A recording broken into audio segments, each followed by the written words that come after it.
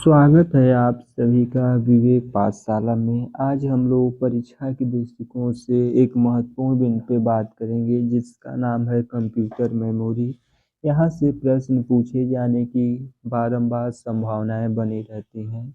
हम लोग सबसे पहले जानेंगे कि कंप्यूटर मेमोरी यानी कि जिस प्रकार से मनुष्य के शरीर में मस्तिष्क होता है, जिस प्रकार मनुष्य के शरीर में मस्तिष्क होता है, ठीक उसी प्रकार से कंप्यूटर के अंदर सूचनाओं को इकट्ठा करने के लिए और उन सूचनाओं को दिशा निर्देश देने के लिए कुछ यूनिट का कुछ उसी प्रकार सूचनाओं को दिशा निर्देश करने के लिए या स्टोरेज करने के लिए एक डिवाइस लगा होता है जिससे हम प्रायः कंप्यूटर का मेमोरी के नाम से भी जानते हैं। पुनः एक बार देखेंगे कि computer memory is just like the human brain. Computer का मस्तिष्क मानव के मस्तिष्क के अनुसार ही होता है।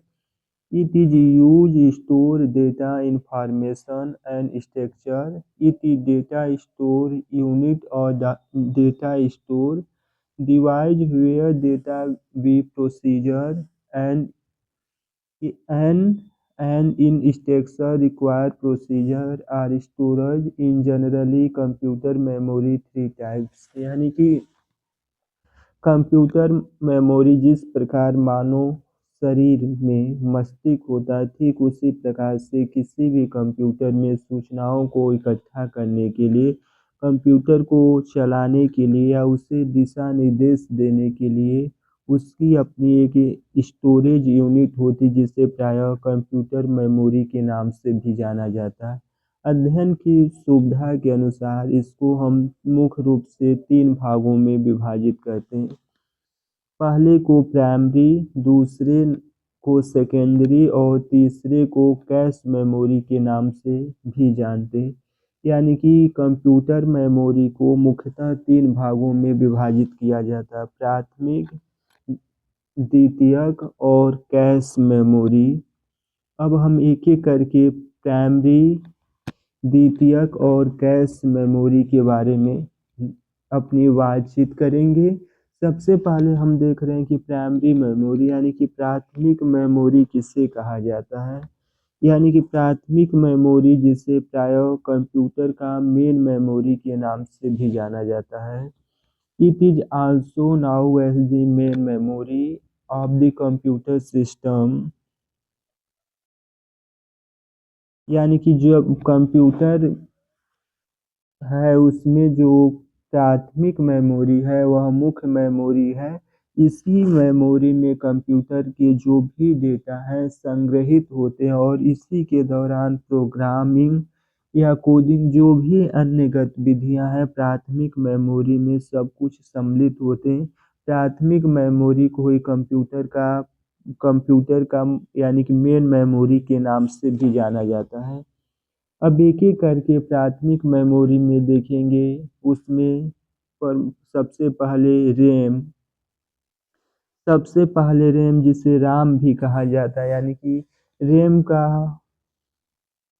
रैम का पूरा नाम रैंडम एक्सेस मेमोरी। रैम का पूर्ण नाम रैंडम एक्सेस मेमोरी है।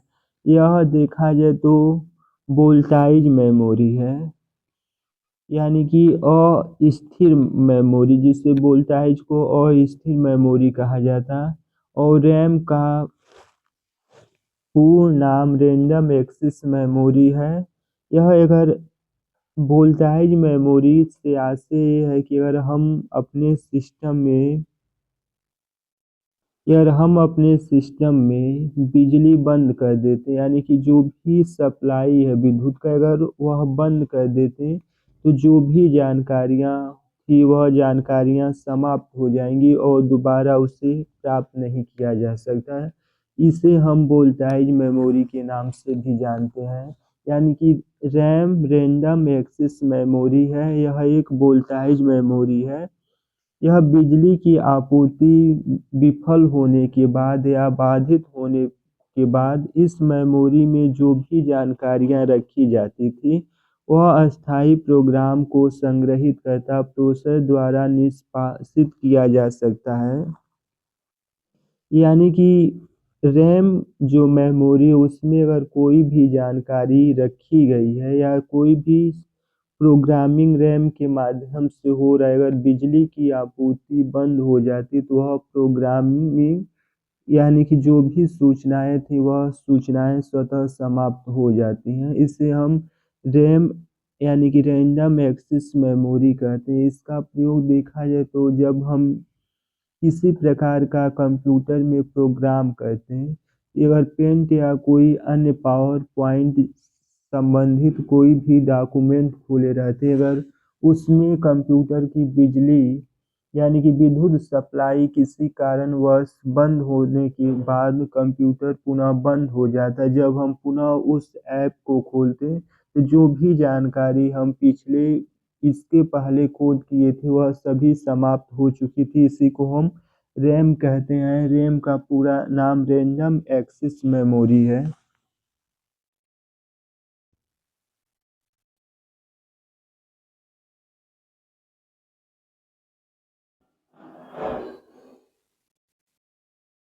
अब हम लोग देखेंगे कि रोम के बारे में। रोम यानी कि रीड ओनली मेमोरी। रोम का पूरा नाम रीड ओनली मेमोरी है। यह नॉन वोल्टाइज मेमोरी के नाम से भी जाना जाता है। नॉन वोल्टाइज मेमोरी देखा जाए तो storage information even where there power supply fail into stop it. यानी कि रोम जहाँ पे हम लोग रोम की बात कर रहे हैं वह रीड ओनली मेमोरी है और यह नॉन वोल्टाइज मेमोरी है। नॉन वोल्टाइज मेमोरी से आशय है कि अगर विद्युत सप्लाई बंद हो जा रहा है तो जो भी सूचनाएं या डेटा हम रोम के माध्यम से अपने सिस्टम में दिए थे वह वहीं पे जाके स्टॉप हो जाएगी, वह समाप्त नहीं होती है। जैसा कि इस मेमोरी का प्रयोग प्रायः कंप्यूटर को चालू करने के लिए या कंप्यूटर को बूस्टर करने के लिए इस प्रकार की जो मेमोरी लगी रहती रोम मेमोरी का मुख्य रूप से प्रयोग किया जाता है। यानी कि अगर पुनः देखेंगे रैम के माध्यम से हमने देखा कि रैम वोल्टाइज मेमोरी है। जब भी विद्युत या सप्लाई बंद हो जाती तो जो भी सूचनाएं हैं वह सूचनाएं समाप्त हो जाती। उन सूचनाओं को वह स्टोर करके नहीं रख पाता। जबकि रोम के बारे में हमने देखा कि रोम रीड ओनली मेमोरी यानी कि यह नॉन वोल्टाइज मेमोरी है। जब भी हम कोई सूचना देते तो वह सूचनाओं को एब्जॉर्ब कर लेती और वह सूचनाएं वहीं सिस्टम में स्टोर हो जाती। अगर विद्युत सप्लाई बंद होने के बाद भी वह सूचनाएं बनी रहती हैं। इस प्रकार की मेमोरी का मुख्य रूप से प्रयोग कंप्यूटर के बूस्टर यानी कि कंप्यूटर या किसी भी सिस्टम को चालू किया जाता तो इस प्रकार की मेमोरी का प्रयोग होता है। ROM use of the storage information that you to appear the system as the name of reference. Read only memory. We can only read program and data there stored.